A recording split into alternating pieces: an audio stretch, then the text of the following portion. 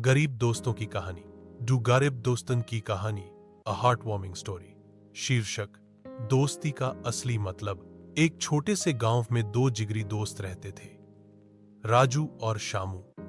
दोनों इतने गरीब थे कि कभी कभी पेट भर खाना भी नसीब नहीं होता था। राजू का पिता एक किसान था और शामू का पिता एक बढ़ई। बचपन से दोनों साथ खेलते, पढ़ते और सपने देखते थे कि एक दिन कुछ बड़ा करेंगे।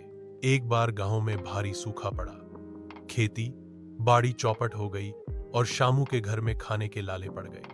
राजू ने देखा कि उसका दोस्त रोज भूखा स्कूल आता है, खुद के पास भी कुछ नहीं था, फिर भी वह रोज अपनी रोटी दो हिस्सों में बांटकर शामू को देता।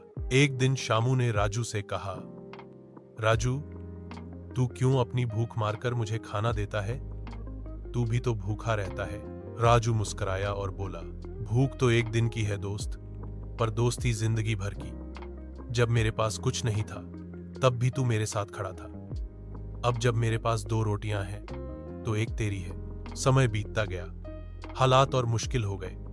दोनों को स्कूल छोड़ना पड़ा और काम की तलाश में शहर जाना पड़ा, लेकिन दोनों ने हार नहीं मानी। राजू ने एक ढाबे में बर्तन धोने का काम शुरू किया और शामू ने एक दुकान पर सामान ढोने का।